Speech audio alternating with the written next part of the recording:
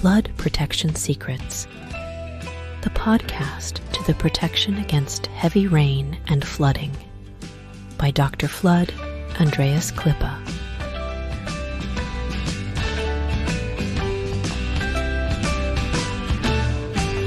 Hello and welcome back to another episode of Flood Protection Secrets. The first flood is always too late. That sounds like a good title of a song, huh? The first flood is always too late, and why experience comes at the highest cost. That is what we are going to talk about. So it's more me who will talk about it.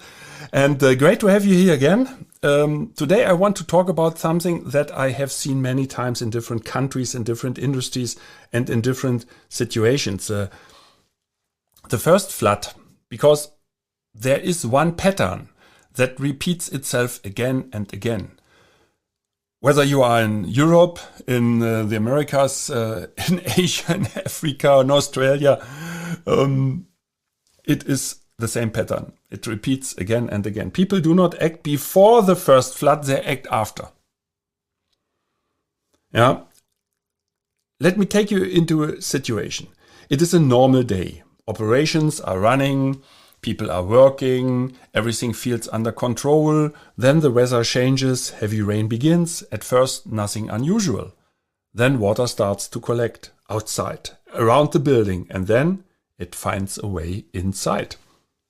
At the beginning, it's just a small amount, a few centimeters, but water does not stop. It keeps coming. It spreads. It reaches machines, inventory, electrical systems, and suddenly everything changes. Production stops. People react, but it is too late, because once water is inside, you are no longer preventing damage. You are managing damage. You see the difference? You are no longer preventing damage, you are managing damage. And that is a completely different situation.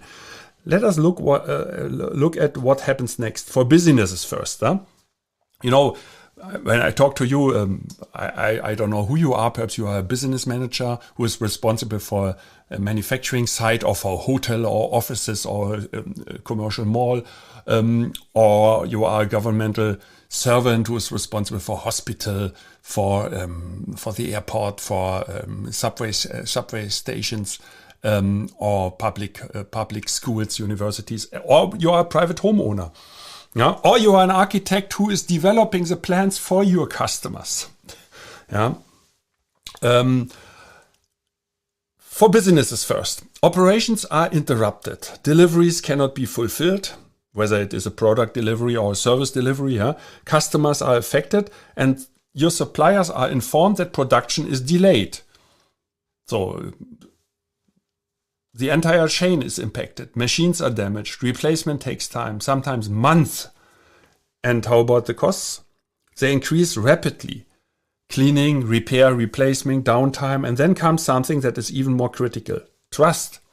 Because reliability is lost, and reliability is hard to rebuild. Now, let us look at homeowners.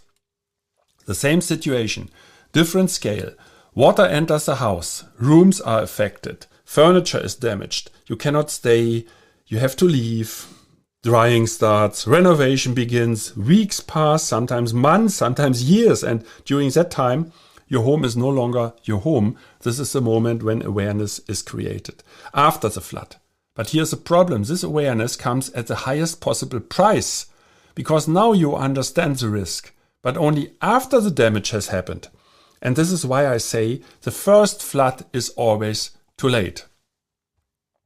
Rod Stewart once long ago sang the song, The First Cut is the Deepest. Yeah?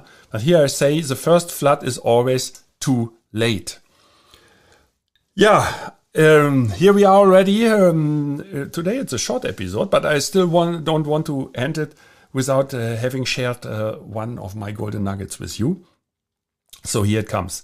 Experience creates awareness, but in flood protection, experience often comes after the damage, and that is too costly for you. So here's my question for you. Do you want to learn from this experience or from understanding? Because one protects your future, the other explains your past. Always take action before the first flood, please, not after. Do not forget you're only one flood barrier away. Stay safe and flood-free.